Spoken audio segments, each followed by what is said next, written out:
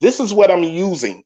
That entertainment, and when they listening to, a hot beat, or like, oh man, automatically out when you hear something that a new song that's by, if it's Meek Mills or whoever, whatever, and you hear these songs or whatever, first thing you do, you automatically bop your head. I know that's what I do. I bop my head back and forth, regardless of knowing the lyrics or not. It's just a thing that the brain, when you hear something, you bop your head. Then the words come into play. And that's where we catch them within the words.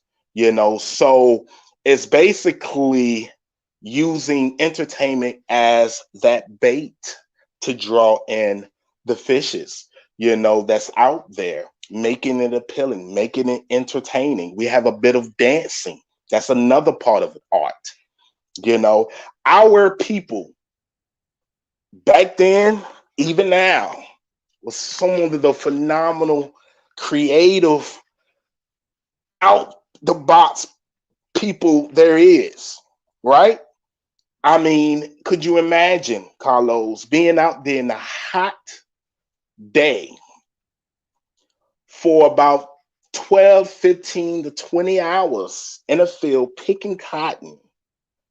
If you're in North Carolina, or if you're somewhere maybe towards the east, sugar canes would be your thing, but in the hot sun picking, and all you can think of is just being, you're enslaved and you're there and you're hot, bloody, sweaty, and you picking it for hours out at the time. What our ancestors used to do, they used to create melody, they used to create music. This was a way of by time, letting time go by. This was a way where their spirit was connected. So regardless of what they was going through physically at the time when they was creating songs right there at that moment, it took them to a whole nother place. And that's what I took from that, and I'm using with this film. So I'm bringing a bit of 2021 into 1863 and somewhat. So it's very out of the box. It's not your typical, ordinary film, and I wanted it to be that way. I wanted to be as creative as possible because I want people to think outside of the box. And you said a lot of powerful things that there. One of the things you made me think is that slavery films, and and this is something people often don't understand. They are not about slavery. They are actually Mm, about freedom. right, Even if it's not the freedom of the characters in the movie, it's about right. our freedom. So, That's it. That's so those it. are really about freedom. And the second thing, really powerful, you you said is, and you shared is that vision of and that notion that it is very difficult to catch people's attention, and especially younger Very generations. right. And I am a writer, so I am a writer myself. And one thing I often hear is that other writers are constantly saying, "Oh, young people they don't like reading, and people are Uh-huh. not reading anymore." Right. And they asked me about that, in my opinion, and I always said, it's not a writer's fault. It's never a Right. client's fault. It's our job as creators to That's it. adjust and to be creative and original, to That's adapt and it. to be able to catch their attention. So people That's are it. reading a lot. People Right. read on a different way. So what we have to do is really start writing maybe on a different way, on different Right. platforms, on Most definitely. different That's sites. it. That's Yeah. exactly what you are doing, and that's very wise. And and the other thing I'm very curious is knowing more about the process of making this movie, because you shared about the of course lack of a professional camera, a huge budget. I know you don't have that.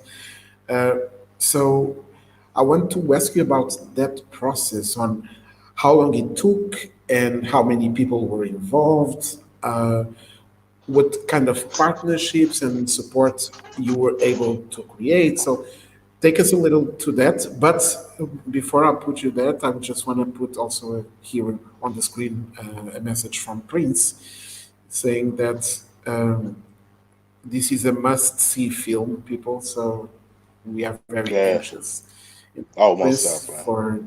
for sharing that feedback. So take us to that, the process of actually production, team, cast, making it happen. How long Gotcha. it took, and when can we see it? Gotcha. Well, as I said, I had, basically, well, a friend of mine basically, believed in what I was doing and began to start to invest into equipment. And we began to, and it was from right there, we started basically shooting in 2019. I believe it was either May or June of 2019, right? And we were shooting and at Somerset Plantation. This is the third biggest plantation in North Carolina. And it's located in Creswell, North Carolina. During the process of shooting, well, for one, if I can step back, um, first time on a real plantation, um, my feet touching the soil of this place um, was a feeling like no other. I'm gonna tell you. Um, I didn't know how to feel, but it was a great presence that was out there. You know, this is a historic place now that's owned by the state, and I don't know, it was mind-boggling. Hair standing up off your arms. It was very mind-boggling just to know that this particular land that we're on was basically had hundreds of enslaved people. Hundreds. This is the third biggest plantation. You can look it up, and it's called Somerset Plantation in Creswell, North Carolina. And it was just mind-boggling, man. It was very mind-boggling.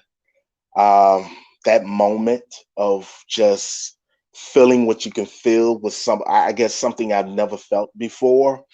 And like I said, I'm very spiritual and connected with my spirituality.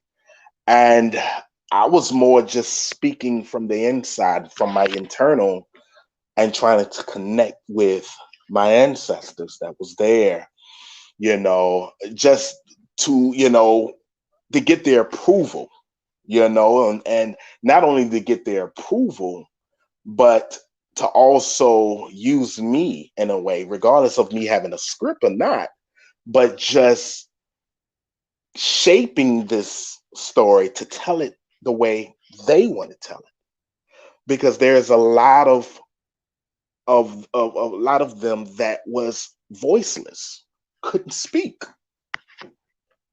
And we come into a time now where we can be vocally, we can speak our mind, and we can say what we want to say regardless of who feels whatever. But I wanted that to come from that, or that spiritual feeling, and I wanted to be able to use it in this film in any way that I could. So going back to the production end of it, we begin to start shooting, and just like anything, when you step out there, very first time, because reminding you, this is my first film. I've learned it from everything I've learned. I learned from the very bottom and just had to grow from there. A lot of things I've learned from watching things that was told to me from other videographers, and then a lot of other things was learned through off of YouTube. I'm gonna be honest with you. Um, and I wasn't shy away from that. If it was something I didn't know, I pull it up and try to learn those things. But it was a lot of trials and error. My producer loved to use that word. We had a lot of trials and error, a lot of things. When we shot it, we look back at it and like, it need to have been done this way. But it was all trials and errors, and it was a purpose for all of this. So later on,